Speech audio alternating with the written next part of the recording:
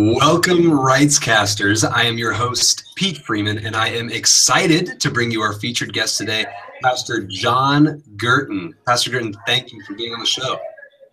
Oh, that's easy. Thank you for having me. Pastor John E. Girton Jr. is the senior pastor of the historic Christ Missionary Baptist Church in Indianapolis, Indiana. He serves as the executive director of the Indiana Healthy Marriage and Family Coalition and is the CEO of the Mass Media Group, Inc. He's with us today to talk about his campaign, Unite for Change, in which he camped out for 30 days straight in downtown Indianapolis to raise awareness of the senseless violence happening in the community and highlight the families left behind who have to live without a loved one lost to violence. Pastor, give a warm welcome to our audience and tell them a little bit more about who you are. Well, again, I just want to say to you, Pete, thank you for having us on and allowing us to share this experience with others. It's kind of weird, not a lot about me that I think is all that deep, other than I'm just kind of a guy that is used to kind of doing whatever it takes, right, to get it done. So hopefully, if you can hear, if everything has come across clear, that's the one thing I want to be clear. God has kind of blessed us to be the kind of people who, no matter what the barriers are, we kind of don't see the barriers. We don't see the rough spots. We don't see, the naysayers and whatnot. We just kind of stay focused on whatever the goal is. And so with what we were doing here in Indianapolis with the campaign, we had a lot of people that kind of wanted us to veer off to the right and to the left to kind of acquiesce to whatever their concerns were, but ours was pretty much consistent, and that is that we wanted to raise awareness about the senseless violence and the people who were left behind to deal with it, and not only that, but to also make sure that we weren't as focused on guns or drugs or knives, but we were focused in on the root cause of that, which is hopelessness. And so the solutions that we wanted to hear surrounded or were wrapped around hopelessness in our communities. And so that's what we did. That's what we focused on. And I believe to some degree we achieved the awareness that we were seeking. I want to get a little bit more into hopelessness as the root cause for this violence. But before we get into Unite for Change, tell us where the campaign is right now and if there's anything going to happen in the future. Well, right now, having just pretty much been out of the tent less than a month, it's only been maybe 2.5, going on 3 weeks. We are in the final stages of transcribing all of the information that we received from the individuals. So for the most part, when people came to the tent, we interviewed them similar to what we're doing right now. And then we had several individuals on the backside transcribing those conversations.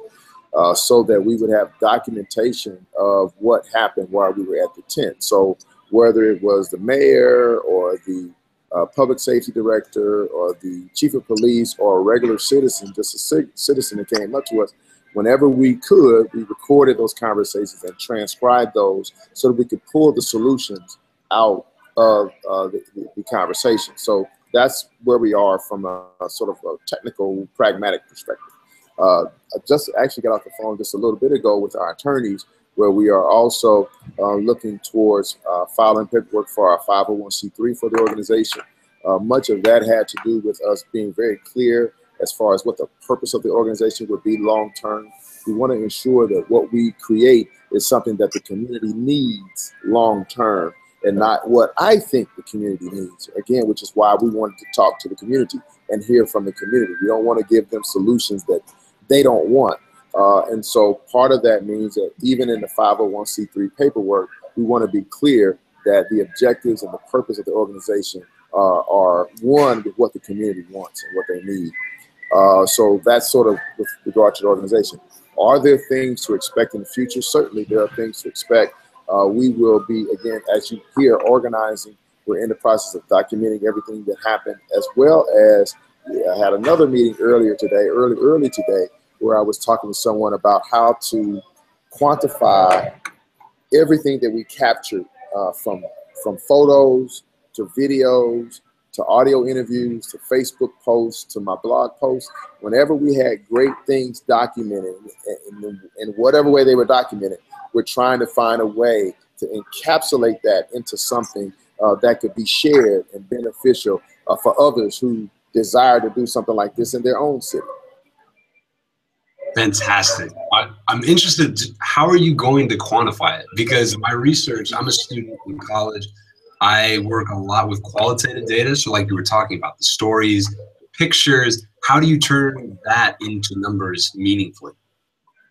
Well, we have great people around us who know how to do that. Okay. I'm a pastor and that's what I do. Right. So one of the major keys of everything that we're doing is making sure that before we move forward, we have all the people in place to do those things. So I met with Dr. Sula Hood, who is a researcher from IUPUI earlier this week, to talk about the people that we're going to need on the team to pull the type of data that we need to ensure that there is some sort of quantitative response to what we saw on the street.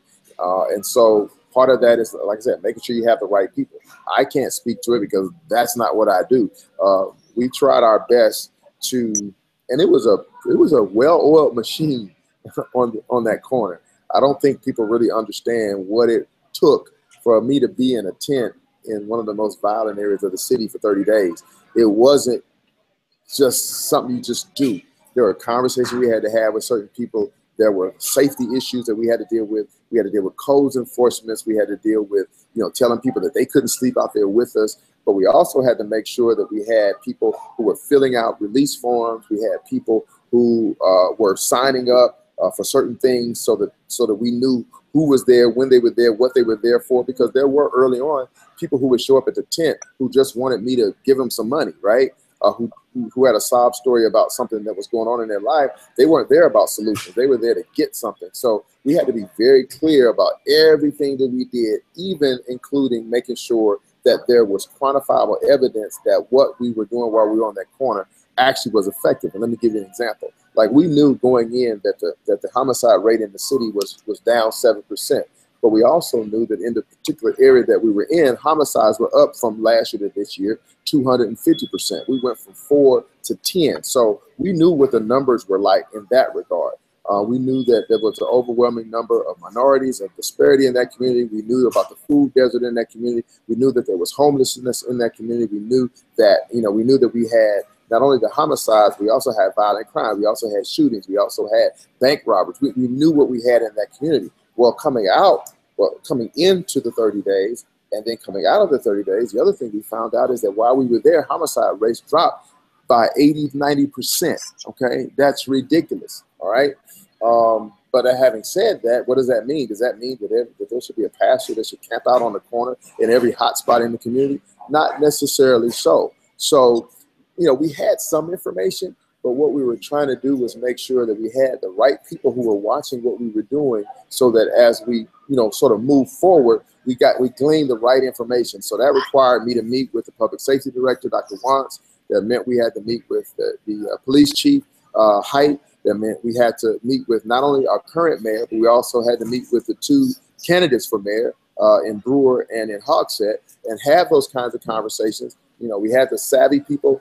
We had some of the savvy people on board. We had the IUPUI people on board. And so we're bringing all of those people together and all that information together so that we can not only have sort of your qualitative stuff, but also the quantitative as well. When we look at trying to franchise this, and by franchise, it doesn't mean that I did this in order to see, little franchise of this everywhere. But what I mean is to be able to have something that is a model that can be duplicated if we want to see similar results in other areas. But it's taken a lot, and I do mean a lot, to get to where we are. Absolutely. Let's rewind real fast. I want to know, what was the inspiration? So what was the impetus that started you on this journey? When was the aha moment where you thought, oh, this might work? Unfortunately, there was no one aha moment. It was a series of events that really took us from sort of one layer and one level to another, where we knew that something needed to happen. So unfortunately, I can't say that there was one aha moment. Let me just be clear. When we moved, my wife and I, my family moved back to Indianapolis about 5 years ago. We came back after having been away for almost 2 decades.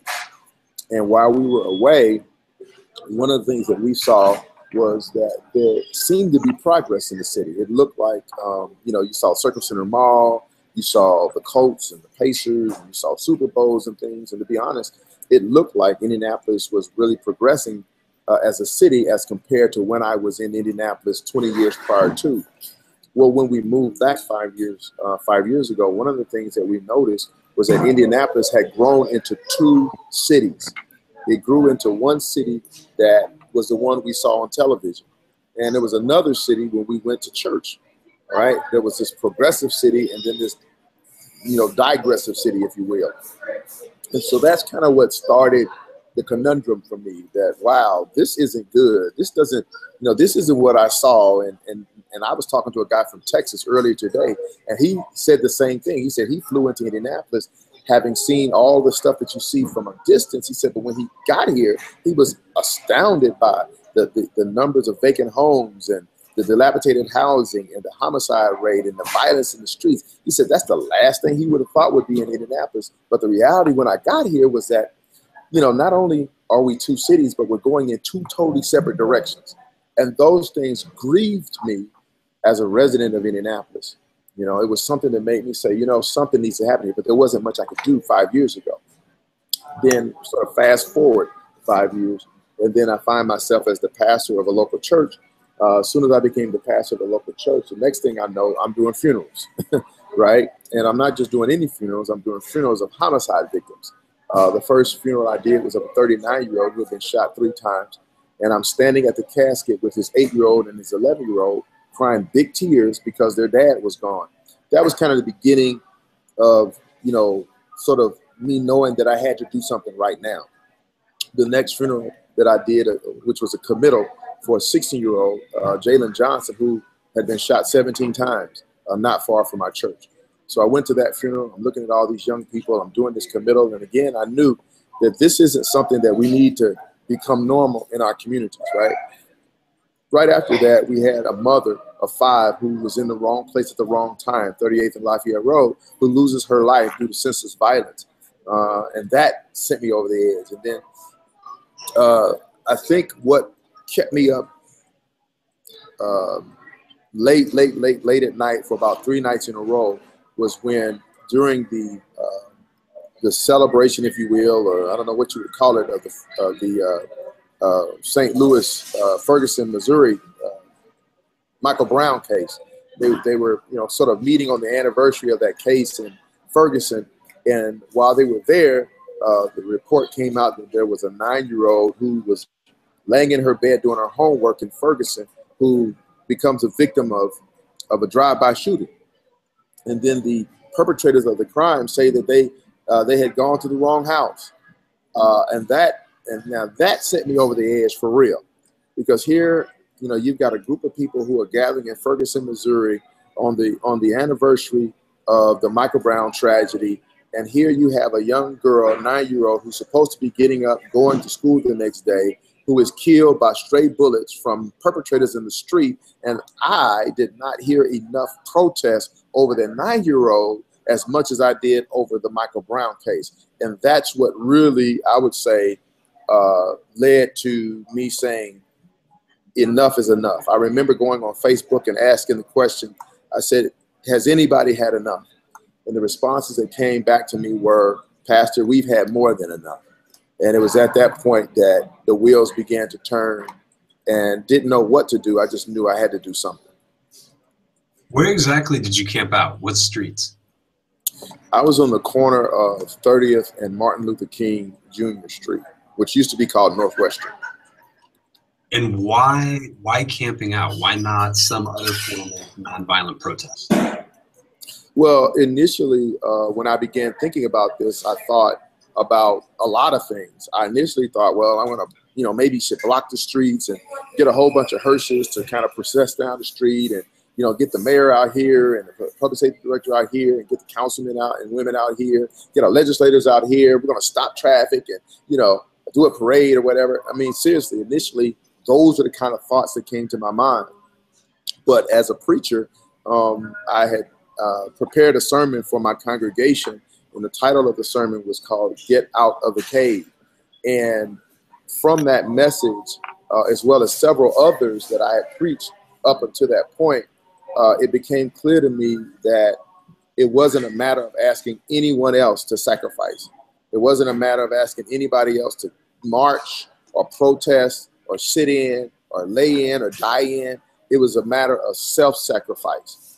And so the spirit of, I'm a man of faith, so the Spirit of God told me that it wasn't a matter of asking anybody else to be the sacrifice. It was a matter of me being the sacrifice. And so then it became a situation where I needed to figure out, what do I need to do personally in order to raise the awareness about the senseless violence, which resulted in me doing the camp out or the tent campaign.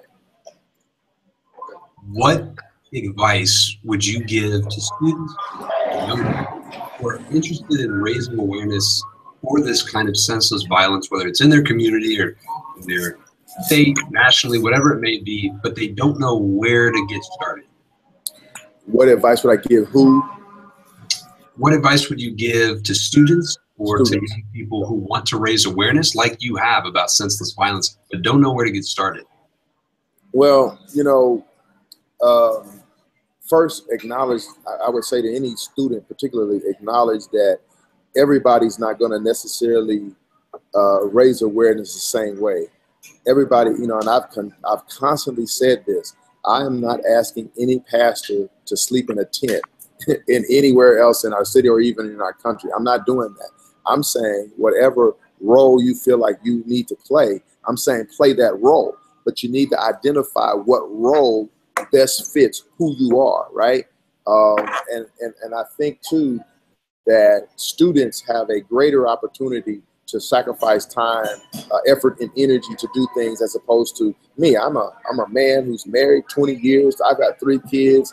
I'm hustling as an entrepreneur every single day. So when I go into the tent, my mortgage and rent don't get paid, car payments don't get paid. I'm not, so students are in a much better position, not only in their own personal lives, but also from the perspective of their mentality, what they're thinking, what they're learning, how they're growing mentally, and sort of the calisthenics that they're doing in their own mind. These experiences work for students, but part of that again is you got to know who you are and what you stand for, or be willing and be open to clarifying that as you make that decision. Okay, I'm going to do this, or I'm going to do something. Know who you are. Now, the second thing I would say is in addition to not trying to be Malcolm X or not trying to be Martin Luther King or not trying to be Gandhi, because that's what I'm trying to tell you. Don't be nobody else, be you. But in addition to that, again, sleeping in a tent for 30 days, I know it seemed like it was just sleeping in a tent for 30 days, but it was a well-oiled machine. In other words, I had people who were set up and designated to do certain things.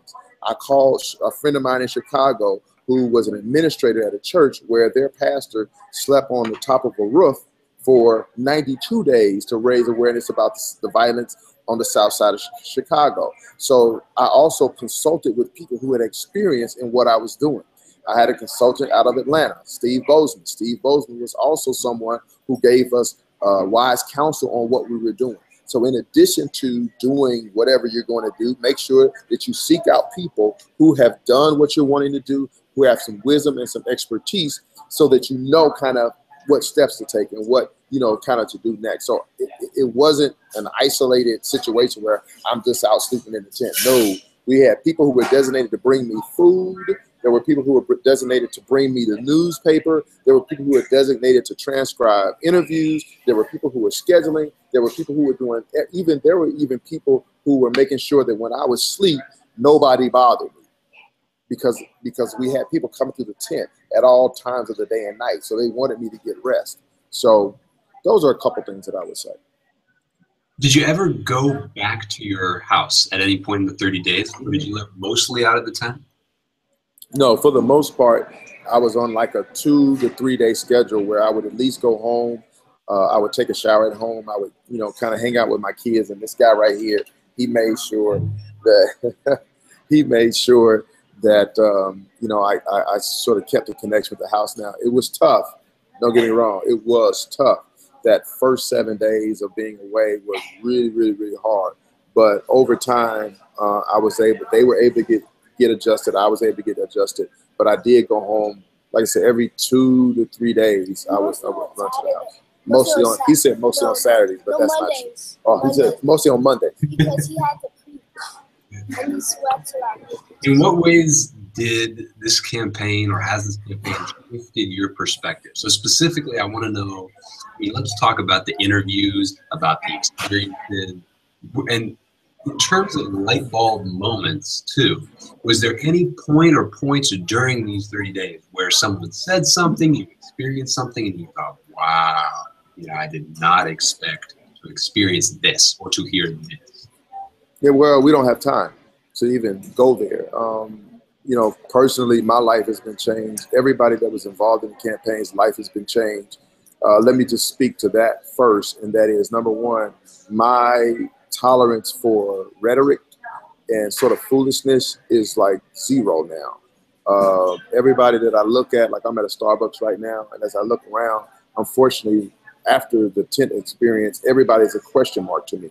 I don't look at people as if, they are empathetic or sympathetic or that they care. I look at everybody as a question. If you know, do you care, And I don't know if that's good, bad, or indifferent, but it just doesn't give me the ability or the tolerance or the patience to hear people talk about the problems and then not talk about solutions. Now that's on that hand. So it's changed me sort of in that way. Going back and doing the same things I used to do is extremely difficult. After spending that much time on the streets and with that many people that are hurting. And don't get me wrong, some of the people that we were able to listen to and give ear to, they weren't all alcoholics and drug addicts and homeless. There were police officers who vented with us, right? There were mothers and fathers and grandparents and kids who all came through and shared with us their perspective on not only the violence, but the hopelessness in their community. So my brain is just full of aha moments. And, I don't know what else to say. It just is. But if I were going to single out a couple just to come to my mind, I do remember an interview with a 16 and 17-year-old that I did. And the two young men agreed that, there's a very small percentage of individuals in these hotspot areas of our city who are causing the problems. Now, these two young boys, if somebody from, the suburbs or whatever looked at them, they would look at them and probably judge them as part of the problem. But these two young boys made it clear that they're not part of the problem. They want to graduate from high school. They have dreams. They want to go to college just like everybody else. The problem, though, is that they've been branded or almost thrown out, babies thrown out with the bathwater, because they live in a community that they themselves cannot get out of, right? And so they're sharing with me that they're that majority that's trying to do the right thing, but they're having challenges with enough stuff to do to keep them away from the ones who are causing the problem. I'm hoping that's making sense. Now, so when I asked them, well, what can we do as a community to help? Here's what they say. Give us more activities. Give us more organized sports. Give us jobs and things to do. And when they say that, you can't take it as at face value. You have to also ask, well, why do you need jobs, or why do you need stuff to do? Those kind of things. And then when we drill down deeper, we find out other realities. These two kids are homeless, right? These two kids are squatting in a house down the street. Now, they didn't want to tell us that, but we come to find out as we develop a relationship and walk with these kids that they're squatting in a vacant home down the street, which opens up a whole nother plethora of problems. So the key is that when we don't listen to hurting people, or we don't listen to people who we're trying to create solutions for, it's often possible that we can create a solution that doesn't work, right? So we build a basketball court and we wonder why nobody comes. And then the parents tell you, well, if you had asked us, we would have told you, don't build a basketball court with also bringing organized sports. I'm not going to send my child to a basketball court when I don't feel it's going to be safe, right? So these are the kind of conversations that have to happen between the powers that be, the politicians, the business community, and those advocates who say they're advocating for the community. They've got to begin to open their ears and talk to the people to whom they're creating solutions for, or those solutions won't work. That's the aha moments for me, if that makes sense. It makes total sense. Was there ever an idea that almost held you back before you began the 30-day campaign, did you ever have a moment or an idea where you thought this might not be a good idea? If so, what was it? Oh, no, there was never anything that made me say it wasn't a good idea. I mean, the number one question people would ask me was, do you feel safe? And there was no time that I ever not feel safe, right? There was no time where I ever felt like, okay, I need to go home and not do this anymore. I mean, there were times where I knew I couldn't stay in the tent. There were 2 days where I had to leave the tent and go into a building because the wind was so high that it was blowing straight through the tent. and there was nothing we could do. There was no heat. There was nothing we could have done to heat up that tent because it was so windy. But just in terms of saying, man, you don't need to be doing this, there was no time where I felt like I shouldn't be doing it. Even when early on in the campaign, I was being called the N-word. I was called a pimp preacher, a Sunday morning shakedown preacher. You know, there were skinheads that were talking about me on Twitter. There were preachers that were talking about me, and even to this day, there are preachers and pastors out there who somebody just hit me up earlier today telling me that they want to take me out. So, you know, all that does is fuel my fire. Okay, nothing, you know, sort of deters my spirit. Wow. What can local men and women in Indianapolis do first? And then secondly, on the national level, what can people do to promote basic human rights, broadly speaking? So you focused on senseless violence, but what can I do? What can the average person do? It's simple. First of all, don't try to be anybody else. Be who you are. You know, I'm constantly telling people that when we say Unite for Change, we're saying everybody find a role and play that role. There are people who are sitting in conference rooms right now who all they have to do is open their mouth and they can make change by using the platform and the position that they're in right now. A lot of times how people get twisted is when they begin to think, let somebody else do it. That's where we get it wrong. And in our community, at least in Indianapolis, the challenge is that there are people who are in position to be response able, and they're not taking that opportunity to respond, right? Does that make sense? So all I'm telling people is, if you do Google Hangouts to raise awareness about violence and to give people an opportunity to hear voices of folk like me, if that's what you do, then keep doing Google Hangouts. I'm not asking you to do anything else. Nobody's asking you to go march. I'm not asking you to go sit in or die in. I'm saying if what you do is Google Hangouts, then be the best Google Hangout person you can be to get the word out. If somebody else does prayer walks, then start praying and walking. If somebody else writes grants, then start researching and writing grants. Too many times people who are able to respond don't. And I'm saying, if you want to do something, decide and determine who you are and start being that. Start doing that. Start playing your role, you know? And the only other thing is to turn the volume down on the people who are going to hate on you when you do, because they're going to. As soon as, you know, I always say it, dogs don't bark at parked cars. As soon as I began to move, that's when folks started barking. As soon as you begin to play your role and do the things that you were designed and created and purposed to do, people are going to hate on. They're not going to like what you do. They're going to come against you. They're going to have all kinds of things to say about you. And so one of the keys for people, when they decide I'm ready to go, I'm ready to move, I'm ready to respond and make impact, there are going to be people who are going to talk against you. You got to be able to turn the volume down on that and keep it moving. Pastor, how can listeners connect with you? Maybe through Twitter or through a Facebook page? They can connect with me in any of those ways. You know, I've got the uniteforchange.org website. Somebody can go to and just chronicle everything that happened along that 30-day period. We have a you know, that links to the Flickr page, the podcast. I believe you can get to the audio on that page. They can get to me on Facebook at facebook.com/Pastor Girton. Girton. They can go there. I've got Twitter at @JGirton on Twitter. You know, I don't know. There's just all kind of ways that they can find me. Our guest today has been Pastor John Girton, Senior Pastor of Christ Missionary Baptist Church, Executive Director of the Indiana Healthy Marriage and Family Coalition, and CEO of the Mass Media Group. Pastor Girton, thank you for sharing your journey and your work with us today. No problem. Just send me a link to it. God bless. I thank you.